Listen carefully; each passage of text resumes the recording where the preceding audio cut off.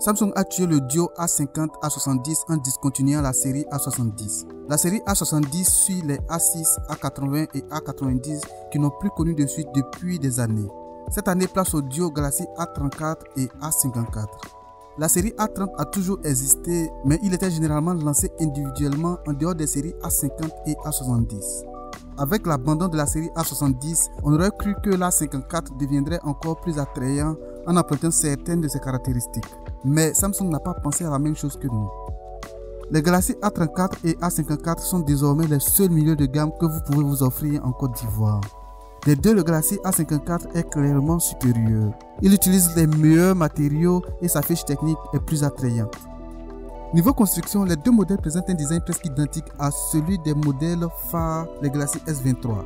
Cela constitue l'un de leurs principaux attraits. Le Galaxy A54 utilise une construction plus premium, présentant pour la première fois sur cette ligne une coque arrière en verre. Le Galaxy A34 de son côté arbore une coque arrière en plastique. Il y a une façon pour Samsung de dire qu'il s'agit d'une coque en plastique avec une finition mate et un toucher plus agréable. Samsung a fait de sorte que la finition ne soit pas le facteur décisif entre ces deux modèles. Cependant, il y a une grande différence sur la face avant de ces deux appareils.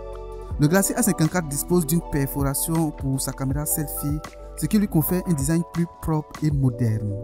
Cependant, l'A34 a été nerfé considérablement de par l'utilisation d'une encoche en forme de goutte d'eau, ce qui lui donne un aspect dépassé. Une chose que Samsung ne change pas, c'est que les deux modèles sont conformes à la norme IP67 pour la résistance à l'eau et à la poussière. L'A54 est disponible en 4 coloris, à savoir blanc, noir, vert citron et violet. L'A34 quant à lui arrive en argent et également en noir, vert citron et violet.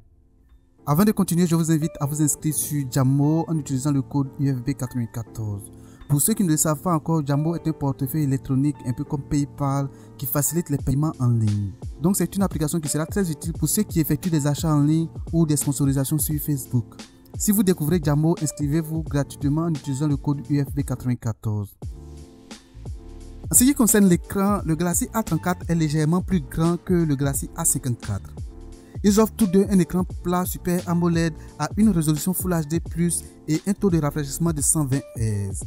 Va sans dire que vous offriront une expérience d'utilisation ultra fluide et une excellente expérience de visionnage. Le Galaxy A54 dispose d'un écran de 6,4 pouces correspondant à celui du Galaxy S23 Plus. De son côté, le Galaxy A34 atteint les 6,6 pouces. En ce qui concerne la performance, le Samsung Galaxy A54 fonctionne grâce à l'Exynos 1380, tandis que le Galaxy A34 tourne avec le Dimensity 1080.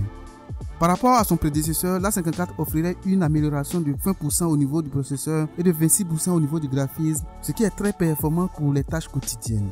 L'Exynos 1380 est une puce légèrement plus avancée que le Dimensity 1080, fonctionnant sur un processus de 5 nanomètres plutôt que de 6 nanomètres qui aurait un avantage au niveau de la gestion de l'énergie, mais dans l'utilisation de manière générale, ces deux équipements se comporteront exactement de la même manière. Les deux Galaxy disposent de 6 ou 8 Go de RAM et de 128 ou 256 Go de stockage pour chaque option de RAM. Ils prennent en charge les 4 mémoires micro SD pour une extension de stockage jusqu'à 1 Tera.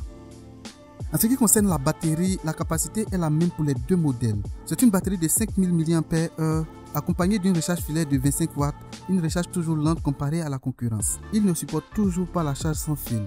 Une grosse déception surtout pour l'A54 qui a toutes les caractéristiques pour l'avoir. C'est au niveau de la caméra qu'on remarque le plus grand écart entre ces deux modèles. Le Galaxy A54 offrant une configuration nettement supérieure.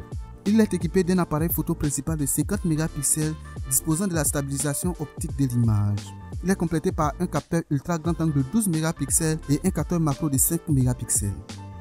C'est à ce niveau-là que se trouve ma grande déception avec ce téléphone. Avec la disparition de la ligne A70, Samsung aurait pu envoyer le capteur zoom 3 fois de l'A73 sur ce modèle au lieu du capteur macro dont les capacités peuvent être facilement répliquées par un bon capteur ultra grand angle. Cela aurait dû rendre encore ce téléphone plus attrayant, surtout à son nouveau prix un peu plus élevé que d'habitude. L'A73 quant à lui dispose d'un appareil photo principal de 48 mégapixels. Il est accompagné d'un ultra grand angle de 8 mégapixels et du même capteur macro de l'A54. Ce sont les mêmes capteurs qu'on retrouve sur l'A33 de l'année dernière. Les deux combinés disposent de la même caméra selfie de 13 mégapixels.